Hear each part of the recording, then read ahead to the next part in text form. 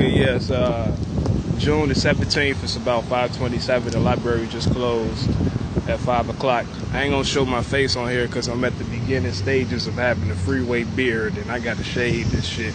But I didn't say on the first recording, but I always say when I do these videos, usually, no fucking notes, all off the head. So this is like part 2 of me breaking down or reflecting upon what I read as far as Vindicated, the book by Karrine and Steffans.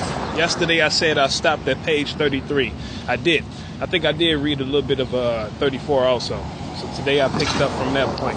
I left off talking about pretty much when Karrine and Aaron's mom and all of them, you know, pretty much, you know, got cool again, and then they went out. So they went out for dinner. Eventually, right, to seal the deal, all of them. Thing is, Karrine noticed, she said, like, when they went out to dinner, you know, his mom was being a little extra. She was kind of like being real particular, starting shit over small stuff and this and that.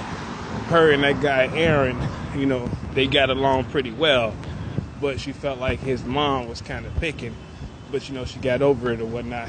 And the thing that I find interesting about this part, that she pointed out, you know, just right before they went out, they still continued to fight because she had like marks on her neck and shit that she covered up with a scarf from just a few days before they went out that time. But anyway, that's what happened. So they went out and they ate at this place, blah, blah, blah, woo, woo. Now, you know, she did a little self-genuflecting, and she claimed that she may have had Stockholm syndrome, right? And she said, like, in her previous book, you know, she kind of like borrowed the term and referred to her dealing with Aaron as a Stockholm relationship, which is basically like it's some type of psychological condition to where, like, if you get captive or captured by somebody, or you just dealing with a person and you are the victim, whether you being abused or whatnot, but you feel some type of empathy for the person or people that are victimizing you. And then in those moments to where you're not being victimized, even though you're still under their tutelage, you know, you look at it as their way of showing love for you. So they kind of add to your empathy for that person. That's a weird ass psychological fucking condition, but that's how she deemed her relationship. Even though I think it's a little bit more than that, I think that's a cover-up. You know, I call it some type of guiled layer. But she said because of how she felt about him, you know, the little police report that she made the night that she got beat up on her birthday, she didn't want to go forward with that. The thing is, the state of California picked up the case. So they still had to show up in court. So she had like a lawyer, her and that guy, they had a lawyer. Some lady by the name of Sean Chapman Holly. And, you know, of course, she was instructing them what to say or whatever. So they went, and they were speaking to like the lawyer for the state or whatever. And she was, you know, claiming a little bit of amnesia so that she wouldn't incriminate Aaron. I'm going to keep that in mind because that's important. Okay, so they got through that. Okay, whatever. The abuse and all that type of shit still occurred because, as she pointed out in her book, between, you know, the last that 2 years that they had been together between 2007 and 2009, she said that the police had been called about 8 or 9 times altogether. So physical abuse is still taking place or whatnot. And like, it got to the point to where her son was being emotionally affected by it. Ooh, yeah, it's still recording. Her son was being emotionally affected by it because Aaron was like the only father figure that she had in her life at the time, especially being that Lil Wayne was far away. She had a long distance relationship with him. So her son and Aaron would have those moments where he'll take them out certain places and this and that, but they'll refer to it as what was it, grown man time or man time or something like that. And the son got so accustomed to it that he'll be looking forward to these moments. So, say like a year later, right? This is in 2008. Now, before I go along and point out something that happened, that was kind of like I don't want to say impetus, but it was a big moment that finally made her separate from him. So far in this book, before I point it out, I want to say that she was saying like by 2008, that whole little feeling she had as far as like that yearning for normalcy and this and that, and how he kind of like fit the mold, it was beginning to wane away. So by mid 2008, she felt like she was back in that space to where she felt lonely again, like she didn't have that person to fill that void. So in other words, she was claiming that she was growing away from this guy and vice versa. Because, let me see. I'm trying to make sure. Okay, yeah, the physical abuse and all that type of shit. And, yeah, he started like, of course he was staying with her, but he started having those moments to where he got real comfortable. So he'll be missing out, like he'll be gone for a little minute and then wouldn't tell her where he was at, and he wouldn't answer her text messages and phone calls as much as he normally would. Now, this is still 2008. Also, what was going on around this time was, as far as like the shorty that he had, Jonah, she had adopted that child. It was some type of custody deal that Aaron signed with his baby mama.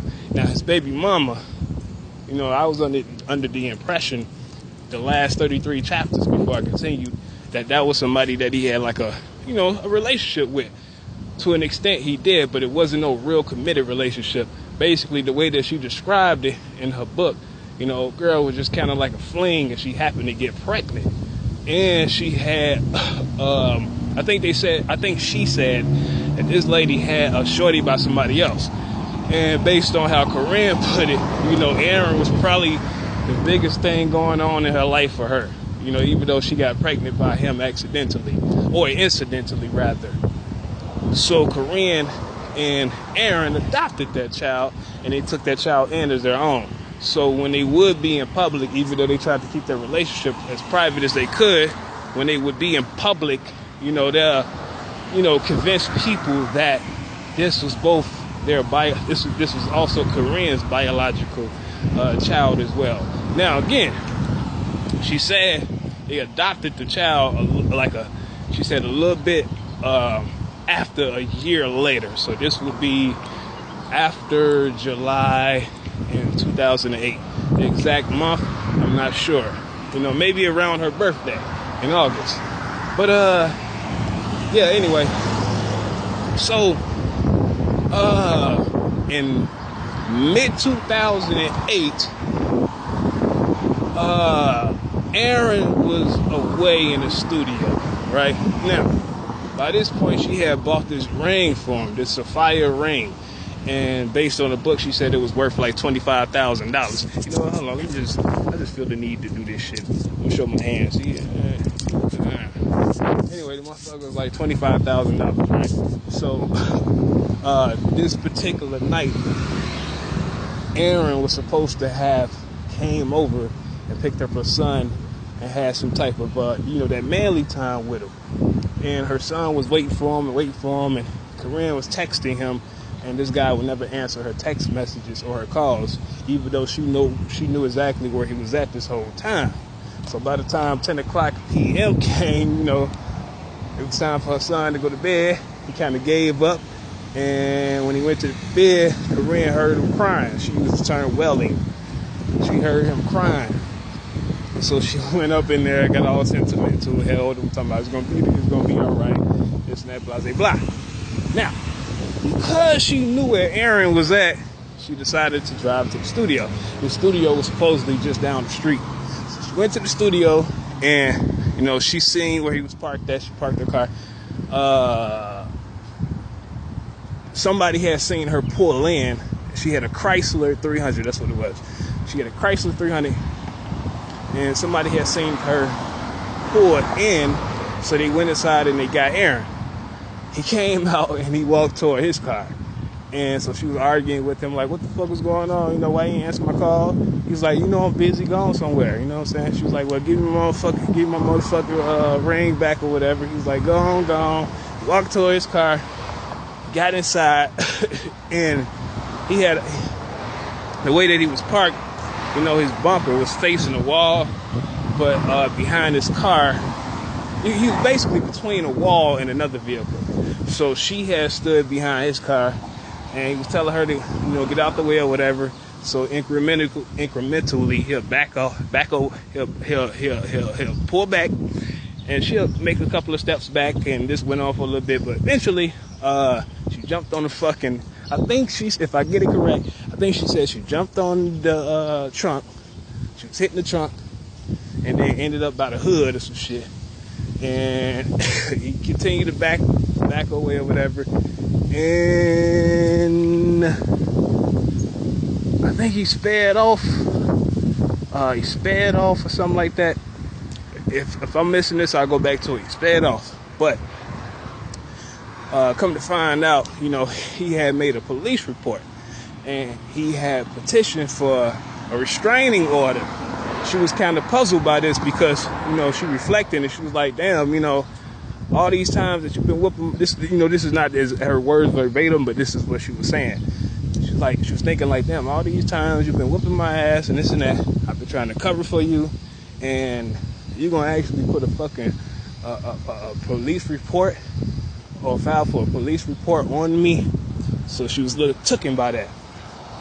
Now, before I go forward, let me also point out at the beginning of page 34 and 35, she was talking about, like, as far as like that very night when her and him got into it at the club on her birthday, and, you know, she called the police or whatever. The very night that her mom was, you know, talking to a lawyer on the phone, she also mentioned that she called Lil Wayne looking for some consolement or whatever. And in the midst of this whole dramatic episode, she didn't consider the fact that Lil Wayne had no knowledge of her relationship with this guy Aaron. So in other words, she exacerbated the situation, because when she explained all that to him, he was like, what the fuck? You talking to somebody else and this and that? He got mad. He hung up the phone. And she kept on sending him text messages, but he wouldn't respond. So he was kind of like elusive for about a month, based on what she said in the book. So, going back, fast forwarding back to the time where, you know, she filed this restraining order. Now, the whole context is this. It's 2008. Around this time, her and Lil Wayne still wasn't speaking. Now, she said, like, in June of 2008, he had came out with the Carter 3, and it was a success. So she felt like that may have added to them not being able to communicate as well, aside from him still feeling some type of way about her talking to another guy on the side while he was dealing with her. So when this whole thing between her and Aaron happened, when he got that little restraining order, you know, she looked at it as kind of like a blessing at the same time. But 7 days after that, she said she ended up talking to Bow Wow. Now, she had never had a real relationship with him prior to that, aside from, like, you know, seeing him when Lil Wayne was around, because she said Bow Wow was close with Lil Wayne. But, you know, out of respect, you know, she wouldn't, like, make eye contact with Bow Wow and talk to him in front of Lil Wayne, due to the fact that they were buddies. But it was a female by the name of Reese who she was talking to one time, and she, you know, Reese was, you know, she had some type of relationship with Bow Wow, and she was filling Karrine on the details as far as between her and him. But he hit, because she said, you know, they had little sexual episodes or escapades. But then after that, Bow Wow basically became uninterested because he became dismissive. So shit, Reese felt some type of way about that, and she was telling Karrine like, oh, somebody needs to teach his ass a lesson, a grown woman, blah, blah, blah, whatever the fuck. And Karrine, and she felt like Karrine would be the perfect candidate for that. So Karrine, in her head, being that she wanted to get back at Lil Wayne somehow, you know, in her mind, she's like, okay, well, you know, Bow Wow, he cool with him. This is a good little opportunity to get his attention. So in the midst of her and Reese going back, remember Reese is her buddy that was fucking with Bow Wow. In the midst of her and Reese going back and forth, you know, they playing little high school games. Reese like, you know, I'm gonna give you his number and shit, but we're gonna do this on 3-way. Then they was like, nah. Now Karrine was like, nah, let me call him first, but then you stay by your phone, and then I'm gonna call you. Like, long story short,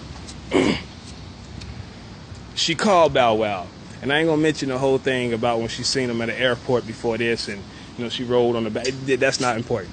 But she called Bow Wow, and she was like, you know, hey, this is Karrine. He was like, get the fuck out of here. You know, she was like, no, I'm for real. This is Karrine, because you know, of course, he knew about her being a superhead based on her first book. So you know, they got to talking for a little bit. Now this is fucking interesting because Reese no longer comes into the picture. Remember, she was supposed to call old girl back and shit. And, you know, they were supposed to play these little games, but she mentioned nothing else about Reese in regards to Bow Wow at this point. She said they got to talking on the phone, and then eventually they started sending messages to each other. And, you know, little face messages and all of this and that. And they set it up to where, you know, he'll get the, like, she'll come to Atlanta where he was at. And, yeah, meet him, basically. He'll pick her up from the airport, and then she'll go to the room where he was at. All right? Now, this is all still in coil with the whole dating Bow Wow exactly a week later, 7 days later, you know, after her and Aaron had broke up, you know, after he got that little order of protection. So, she went to Atlanta, and she was like, you know, it was a little different because the way that, like when she'll visit Lil Wayne in Miami or something like that, you know, it'll be a little bit more, I don't know how to put it. I guess I'm just going to say gentlemanly, you know, and more sophisticated the way he will have it organized to where she'll be picked up compared to somebody like Bow Wow. She said that Bow Wow, and his real name is Chad, I think, Chad or something like that. But anyway, Bow Wow, you know, he told her to, leave the airport, you know, stand outside on the curb or something like that, and then she'll get picked up. Actually, the car that she pulled into like the studio parking lot was actually not a Chrysler 300. The Chrysler 300 was this car that Bow Wow sent to have her picked up at. So let me make that correction. So she was standing on the curb or whatever, the edge of the curb, and then this Chrysler 300 pulled up, and she said she seen two gentlemen up in there. And it was an older guy driving, and then the younger guy around the age of 19. And then the guy that was driving the car, his name was Ant. So he basically gestured for the young dude around the age of 19 to get out the back and help Karrine with her bags. And so he got out the back or whatever. When Ant got out the car, he went toward the back and popped the trunk. So this younger guy helped put all her stuff inside the trunk. And so she got in the car, and on the way toward the hotel that Bow Wow was at, she was saying like Bow Wow, you know, made a call or whatever and asked this driver to pick him up some food. She didn't name the spot specifically, but she said it was some type of restaurant, fast food restaurant. So again, that was another note that she made as far as the difference between Lil Wayne's approach and Bow Wow's approach. One being, again, less extravagant and somewhat immature, and the other one the opposite of that. So they pull up at this little hotel, and then they go toward the elevator, and she go upstairs or whatever. She walked to Bow Wow's room, and he opened the door, you know, and of course he was like real welcoming. He was happy to see her, and she walked in, and she was noticing like there was all type of different hair follicles and strands and shit on the floor from different ethnicities. She was like, you know, she seen blonde hair, curly hair, dark hair, you know what I'm saying? Basically black women hair as well on the floor. She was like, what the hell is this? And she was like, you know, you don't have a Swiffer. You know, she said he was like, "What the fuck is a Swiffer?" But it was basically just a broom. So she started throwing little words around to fuck with it. I think at this point, like when I'm reading it, I'm like, okay, she kind of like filling him out, but she feeling some type of dominance already. Again, based on that initial presentation, how she was picked up. So it's a comparison between Bow Wow and Lil Wayne. But so she already kind of feeling somewhat dominant. And again, considering the conversation with Reese and what Reese was telling her and how she was kind of like scolding Bow Wow, saying he need a grown woman and this and that. So I feel like, you know, the little words that she was throwing at him, you know, she was filling him out, but trying to express her dominance in a subtle way that obviously was going over his fucking head. So, you know, she explained to him what a fucking Swiffer is, and then she mentioned a Davoot. Now, me myself, I don't know what that is either, but or I didn't know what it was either. But it's basically some type of cover and this and that. So she blew him away with that and explaining these things to him. But you know, she helped him, and she kind of like, you know, helped straighten up the crib or the apartment or the room or whatnot. Not the apartment, but the room. And you know, they got to talking, and kind of like the same situation when she first got a little bit more personal with Aaron. The same thing happened with Bow Wow. They started opening up about their personal lives, and you know, she was like, even though he was a superstar, basically on the same level as Wayne, but a little bit more popular, as far as how she put it, he was like a kid, you know, like a regular kid. He liked to play video games and chill. Which is also something that she pointed out later on, which I'll get to in a second. And I hope this phone do not cut off, because I don't want to do no part 2. So they talked, kicked it, and then they got down and they had sex. And you know, she was trying to say like it was kind of like inexperienced. The term she uses cardinal, which means like the physical, like most of the time when people use the term cardinal, it just means something bodily, something that's physical. But she was using it in an extension to basically point out his sex, and she was trying to say he wasn't all that, but she dug it, you know what I'm saying? So they had sex or whatever, and it was cool. And again, as I'm reading this part, I'm like, okay, I'm waiting for her to mention something about Reese, but she did not. But she wanted to keep this on the low again because he was Lil Wayne's friend. So make a long story short, let me see.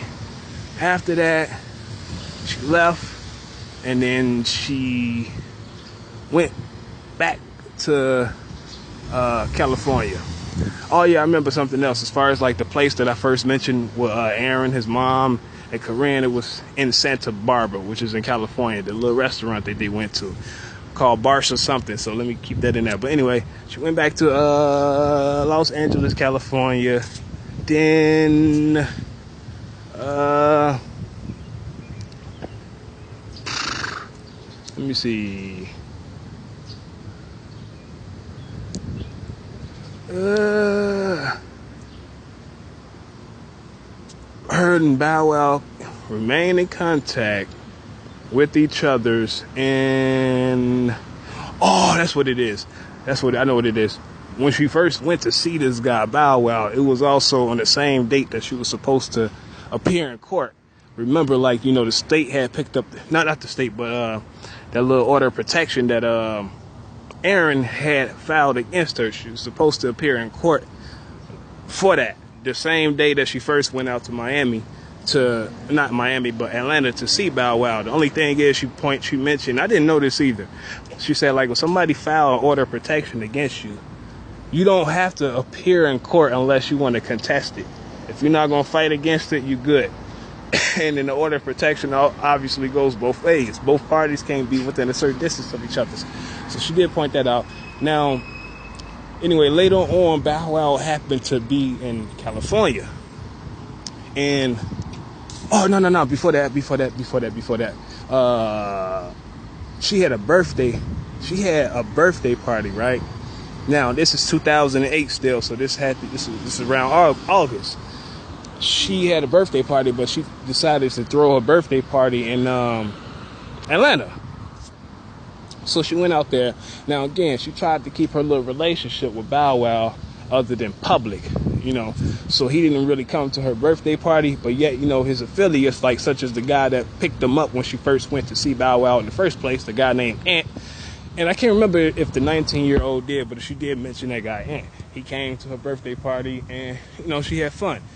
After that, eventually she went back to see Bow Wow because she mentioned how, like, before she left to go back to the airport, you know, Bow Wow was like, and I find this funny because I don't know where Bow Wow was really trying to get at, but you know, before she left, she said, she said that he was like, Lil Wayne, that motherfucker crazy. He got somebody pregnant, and her stomach dropped. But she tried to maintain to keep everything in order. She didn't want to show no emotion in front of Bow Wow. Reason why I think that's interesting because Bow Wow is aware of her relationship that she had with Lil Wayne, even though they had not really been seeing each other ever since he found out about Aaron a year before that. So, you know, I'm like, I kind of wondered, like, was that kind of like a little fun toss? Like, I'm gonna throw this at her to fuck with her. I mean, it's real news, but I want to see how she take it at the same time, and I find it funny. So, he threw that at her, and she was taken by it. And it was fucking with her, but she was trying to, you know, stay calm or whatever. And the girl that Lil Wayne so-called got pregnant was from Ohio. So she started thinking to herself and, like, making sense of the dates. And, like, okay, wait a minute. I was chilling with Lil Wayne I was chilling with him around this time and, you know, all that type of shit. And later on in Los Angeles, Bow Wow had some type of business out there, so he went to a hotel, and come to find out Lil Wayne was also at this very hotel, and he told her about this. So she thought that was kind of weird. So she ended up going to this hotel, but she had to do it in a certain way to where she wouldn't be noticed by Lil Wayne. Because remember, also by this point, he still doesn't know about her relationship with Bow Wow. So she pull up and she go toward the elevator, right? And I'm assuming that, like, the path that she took was probably like, I forget the word they used, but no, I guess she took a certain path, and then she probably basically she made it toward the library. The elevator, and then she go upstairs and she went to Bow Wow's room. But you know, she still had feelings for Lil Wayne, so you know, there was a lingering thought in her head pertaining to him at the same time, even though she tried to be in the moment with Bow Wow, and they got cozy with each other, and they hugging up and this and that. So she pulled a move to where she got on her phone and she texted Wayne, and she basically mentioned the fact that she was up there with Bow Wow to see how he would respond, because she felt hurt from the fact that she heard about this baby that this lady in Ohio was claiming was Lil Wayne's. So she wanted him to feel some type of pain that she felt when she first came across this news from Bow Wow. So she sent that text to him, figuring like, okay, this is Buddy, this is really gonna fuck with him. Lil Wayne received the text, and then she said Bow Wow was like, what the hell? Lil Wayne had ended up texting Bow Wow, and he was like, you know, you effing with my bitch or whatever. And the thing is, that's it from there. She got a response. It hurt Lil Wayne's feelings, but she didn't go into detail and say, like, what else did Bow Wow say? Because in my mind, I'm thinking, like, I know he ain't just say, oh, damn, man, you sent this man this text, and then they just went back to regular scheduled program. I'm pretty sure some arguments happened. You know, he probably said something else. Maybe him and Lil Wayne had a little back and forth as well, but she didn't go into no details in regards to that. So, you know, she said her and, you know, Bow Wow went to sleep. The next day, when she went back home, you know, she sent him another text, and as far as Lil Wayne, and he actually responded, and he asked to see her. Now, I figure like this point it's gonna get a little juicy. I think that's like around page 58. That's where I stopped at so far. So going back tomorrow, I continue my reading. But now, just like yesterday, I'm about to go in this store and get me something to drink. And I need me a fucking cigarette. The only thing that I left out that I didn't point out was the whole cheating thing with Aaron. You know, she said like when Tyler Perry's movie came out, Why Did I Get Married? You know, that was in 2007 too, but that happened in October. So she didn't find out till 6 months later after that. So that's what, November, December, January, February, March, April. So around April she found out. And she claimed that she seen some footage over the internet. That's how she found out about this guy Aaron cheating on her. And what happened was he had went to this premiere to see this movie, but he had two women with them. One female, he was supposedly holding her hand. Another one, he was just like, you know, grabbing her by the waist or some shit. And of course, when she brought this to his attention, you know, he denied it. But aside from him cheating on her with these two women, you know, she felt like he was bogus because he was supposed to have taken her son, Naeem, somewhere. And he did have her son with him, but he had dropped her son off somewhere, so they had a little back and forth due to that as well. So yeah, that's it. Shit, like I said, tomorrow I finish this. It's June 17th. I'm finna go in here and give me something to drink while I fucking pass out. Alright.